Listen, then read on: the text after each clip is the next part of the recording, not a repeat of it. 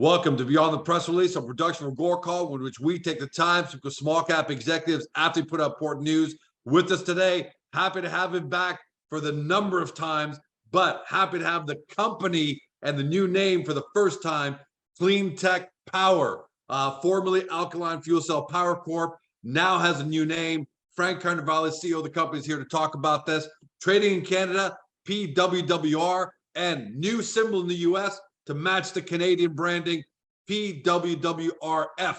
For those new to the story, and you're seeing this headline because it's a great headline, we know there are a lot of clean tech investors out there. You guessed it, the company is a clean tech energy company that's providing renewable energy investors with what I like to say, a three-step business plan to capitalize on the shift towards a zero carbon economy. So why do I say that? A lot of these clean tech companies are all in. You know, you win or you lose. That's all. They're all in.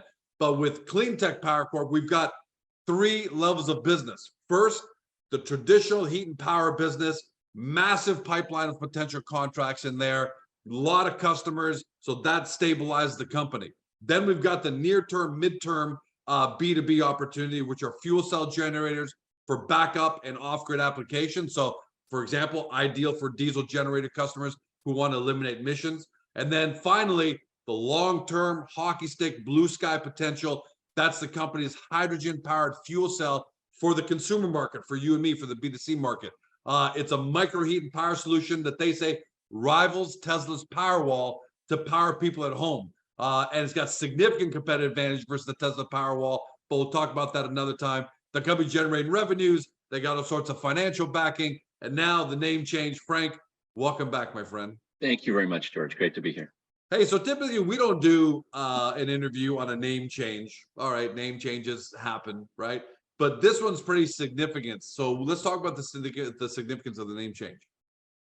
Well, Cleantech, I'd say I start with this. I started about 12 months ago, and I've always found the name Alkaline Fuel Cell Power to be a little bit of a misnomer as to what we were as a company going to consumers, to customers.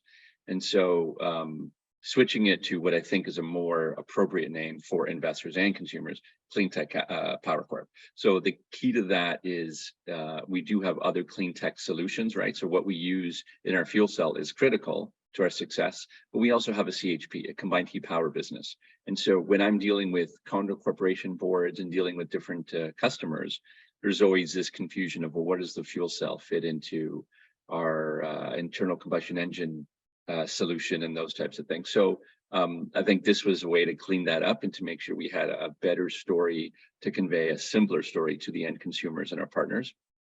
And then to investors, I think as much as I understand what fuel cells are and love the hydrogen market, I think investors have a tough time understanding, well, what is a fuel cell to begin with? Never mind having the word alkaline in front of it, an alkaline fuel cell. It's too difficult to convey to investors and for them to appreciate its value. Yeah. And so in the end, I think it's simple. Cleantech Power is really a great, it's more synonymous with what it is that we're doing today. Yeah, the previous name, I gotta tell you, Alkaline Fuel Cell, almost pigeonholed the company. It seemed like it was something really, really specific and niche-y.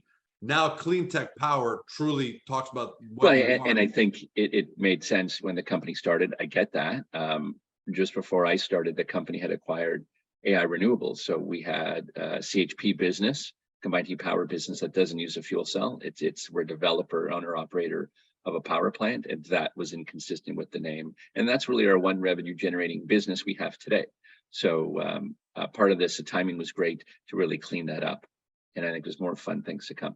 By the way, how did you get that name? Because I got to tell you, if you had come to me a month ago and said, George, what do you think of the name Cleantech Power? I'd say, great name, but it's gone for sure. I just assumed that's such a powerful, amazing name, and you got it. How'd you guys get it? I'm not so sure either. I think you know, as energy transition, as things are occurring over the years, I think people looked at clean tech, and there's other forms of it, but Cleantech Power specifically, that 1-2 punch is sort of a brilliant, you know, imagery of, it's not just power, right? So we're making power and developing it, but it's using clean technologies to do it. I think that is really what allows us to have a great value proposition with our end customers. And it's pretty simple to give a visual or to generate a visual with an investor, understand what it is they're investing in. So it was available, and we took advantage of that. Now let's talk about the business side, because okay, there's always great name change, very good, big win on the branding side. Let's talk about the business. You identified earlier this year some priorities, and they were speed up the path to greater revenue and earnings, reduce the fuel cell cash burn, use fuel cell pilots to generate near-term sales ops, and source funding pathways to reducing costs of growth capital. How are we doing on those? Especially the first one, list speeding up the path to greater revenue and earnings. That's the most important one. I think every company wants to do that, but you've been doing it a lot better than most. Yeah, I appreciate that. Well, how are we doing that? I've been pretty open publicly about, I mean, there's two ways. It's either organic. So we do have our pipeline of projects. We have our one operating plant, our pipeline of projects of CHP projects.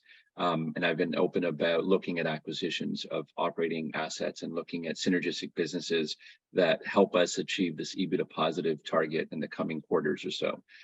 That's really how we're going to do it. And I can't wait to obviously update investors on where we are with that and how we're doing. The second one that was probably as critical was we were burning easily over $700,000 a quarter in our fuel cell business in Belgium. Wow. Right? I mean, it's a lot of money. And if you think of what we did, but we developed a fuel cell prototype, we completed it. And so part of it was, once it was completed, was okay, we cannot have that burn without matching it to other projects and other objectives that get that fuel cell business to commercialization. So we've done that, and now we're in the midst of other things we're dealing with in Europe and Belgium to unlock those assets, and we'll have further updates soon on that. But that was a critical second piece, was really to reduce that burn and help us get to that EBITDA positive. And then well, I mean, let's talk about the fuel cell. Finding the right pilots that allow us to really demonstrate the value of the fuel cell. And not only to demonstrate the value, but to find the right strategic partners that could scale that was critical. And really, we talked about this recently, having a site pilot with an electric utility, a rate-regulated, credit-worthy electric utility, was pretty critical. And I think that path, that market channel of utilities and how they can deploy fuel cells in their grid and the last mile, close to the homes, substations and transformers, I think will be a critical piece. So that's going to help bring it to market. And there's other things we're doing that I think will help bring hydrogen to customers quicker. And then the final piece is that having the right funding pieces. We do have access to $5 million in debt note financing, but additional pieces can we bring in to make sure we can develop our projects? Interest rates went up this year, so it's not so easy to just get construction capital. It gets very expensive. So finding the right pieces that allow us to really blow out our organic development of projects is critical. So, and all these things are well on their way. Can't wait for updates on all of them. 2023 is a very critical year for this business, and now Cleantech Power. That summary there is probably the statement of Cleantech Power. What I like about it is you clearly, again, you enunciate and you demonstrate to everybody that we've got the traditional heat and power side with traditional landlords, condo corps, and things like that. So we got a stable business over here, but we've also got the hockey stick on the renewable energy side. And everyone talks about that, George Con Renewables, but they're light years away from even having something to deploy. And here you are with 4 pilots, and one of them being with an actual hydro utility. So, you know, you've always been a really, really realistic guy. Always. You've never been pie in the sky. You must be really happy with how Cleantech Power is positioned right now relative to all your peers in the small cap exchanges, right? Because you're actually there. Yeah. Oh, I'm very pleased with the direction and where we're going and where we're going to get to. I think, you know, holding myself to a higher standard of, we need to get to that EBITDA positive. We need to get to the point where we have way more revenue coming in, having earnings off those individual projects that contribute towards the parent.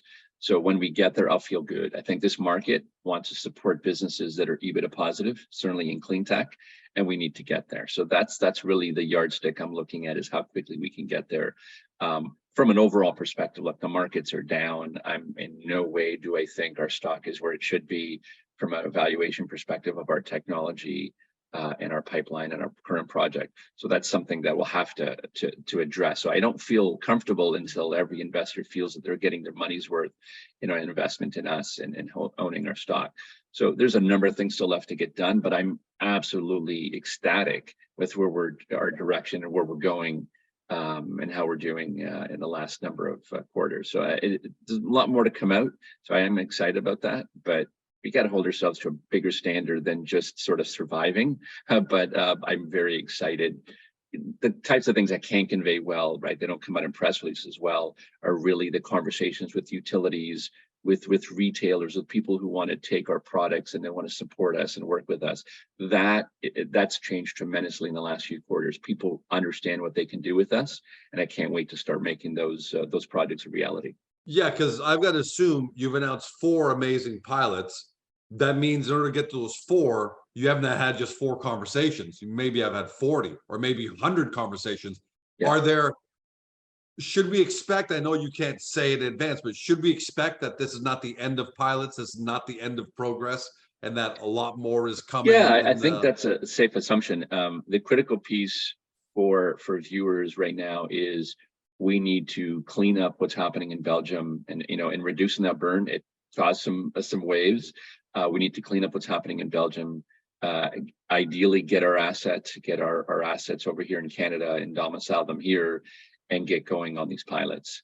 So there's some critical steps before those pilots can can sort of be executed and be installed and be deployed. When do you expect that'll be cleaned up, Frank? When do you expect that might be? When do you expect that all might be? I mean, so I don't think so we'll update soon on sort of how things are progressing, as every 2 weeks we have to give an update to the markets. I'm confident that we'll resolve it. We are trying to resolve it. My objective to the public markets have been in the second half of 2023 to deploy some pilots. So I'm still on track to do that, and we'll see how things play out. So there's a lot on our plate to get done, and we can't do it slowly. We need to move, and there's a lot of balls in the air to get these things done. Fuel cell would be a critical piece. But one thing you brought up earlier, we do have a CHP business that uses natural gas. We want to grow that business, and we have the other side of this fuel cell, this hockey stick potential. And I think one of the things I wanted to do when I got here a year ago was really connect the two well and make sure that going forward, we're developers, i.e. Cleantech Power, developers of these technologies and projects that incorporate them. And I'm doing my best to make sure that synergy, that linkage, that obvious linkage to investors is there. And so that's exciting on that end, is to make sure that people understand how we are incorporating hydrogen, fuel cells, internal combustion engines, projects with customers. It's going to be a pretty exciting year. Thanks for joining us, Frank. I'd say congratulations on the name change, but that's the least of your wins this year. So I can't wait to have you back. Sounds like there's gonna be a lot more. And again, love the name Cleantech Power. I can't believe you got it. I would have paid $100,000 to have that name. Just that's how valuable it is on its own. So can't wait to have you back. And thanks for joining us. Thanks, George. For everybody at home, you've been watching or if you're listening by podcast on Spotify, Google, Apple, or your favorite podcast platform, to Frank Cannavale, CEO of Cleantech Power, trades in Canada, PWWR in the US, PWWRF. For those new to the story, but you like what you hear and you want to do more due diligence, get to the company's profile page in Agoracom, because we've got the three step of Cleantech all laid out there so you can really understand them. And then once you've got that under your belt, head over to the company's website, do your deep dive due diligence. If you believe in the future of clean tech, renewable energy, and you're looking for a small cap company that can give you that potential hockey stick growth in the next 12, 24 months, you got to take a close look at Cleantech Power. Thanks for joining us. Have a great day. See you next time. Hey guys, the video's over, but don't forget to help your company by liking it and even leaving a comment below. And then don't forget to help yourself by subscribing to our YouTube channel so you never miss another great Agoracom small cap video.